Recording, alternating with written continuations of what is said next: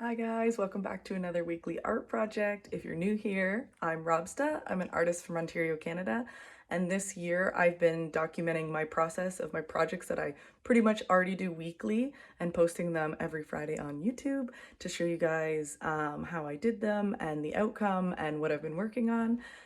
This week is a little bit chaotic for me. On Saturday, it's my first show that I'm selling my clothes and stuff that I make at for the first time this year. I'm going to be at the Toronto Game Exchange. It's their first show ever. I used to go to the Barrie Game Exchanges, and it's the same crew that's setting it up, and it should be really good. So this week I tried to keep the project a little shorter. That, of course, isn't how it went. I made a list of shorter projects that I could work on, one being this ukulele that I wanted to paint. So that is the project that I did this week. But it did take a little bit longer than expected and did make things a little bit chaotic. But I'm super happy with how it turned out, and I'm super excited to show it to you guys. I will show you that here. It's kind of a fun project. I've had the ukulele for quite a while with having a painting on it in mind. But I didn't know what until this week. I had an idea and it all kind of came together. So I'm excited to show you guys how it turned out. Let's do it. So this is the ukulele that I'm working with this week. Um, as I'm pointing out here, it has kind of a funny story. A friend of mine gave me this. They'd had it from like a carnival for forever when I was moving out west to Vancouver about 5 or 6 years ago, maybe more now. I have no idea. And in transit to bringing it out, it actually snapped right at the neck. So I had this really sad ukulele in my new place in Vancouver that I was hoping to learn to play it, broken and useless. And my really great friend Will ended up sending me that year for my birthday a really cute watermelon ukulele that I love to death. So that actually made me really want to make this ukulele fun because what's better than a fun ukulele? It's quite dirty. It's been through a lot. I haven't used it. It's been sitting on my shelf of things to paint or things to customize. We did glue it back together really well. My boyfriend Colin did that for me, and super happy with how it turned out. I wasn't originally going to paint the neck of it, but I noticed how scuffed up it was and was like, why not just give that a paint and make it all look new? I started this project by sanding the whole thing to give it a better adherence, and I taped off any important sections. I am going to be spray painting it, so I taped the center hole there so that I wouldn't get spray paint all throughout it, and then the two main pieces that were on it. And now we get into spray painting. My idea for this whole thing was kind of a anime water vibe. I saw a picture recently on Pinterest of some like anime cartoony water, and I was like, ooh, that would be cool. So we bring out the infamous pointy spikes that are my least favorite and favorite thing in the world that I always end up cutting my feet on. And I prop it up, and then I pretty much just go in with a full white base coat to start from scratch so that all my colors are super pigmented and I don't have to waste my colors on multiple layers. So that's what I'm doing here.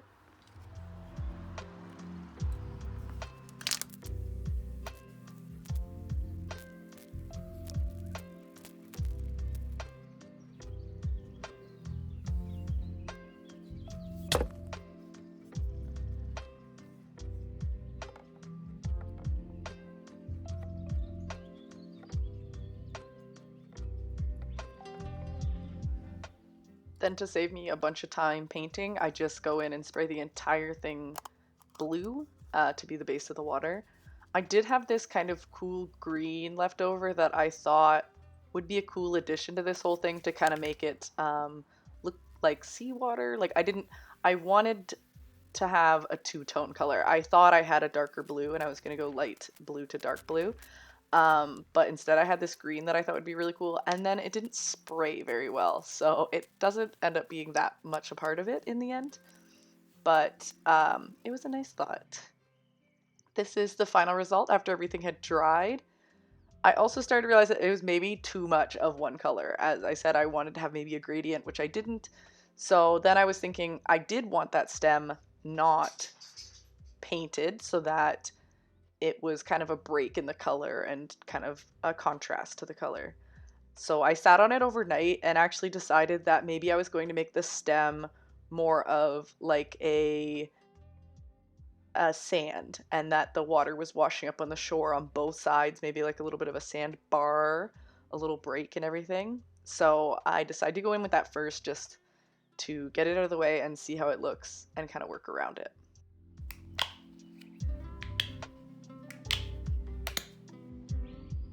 Finally, a project I didn't plan digitally, and I'm just going straight forward and drawing it on there. So here I'm just drawing where I want the waves to wash up on shore, so I don't paint them in with the uh, sand color to save me some time. And then I just fill in where I want the sand, and then we'll move forward with adding the white um, highlights on the water that make it look cool, and kind of the foamy white washing up on shore.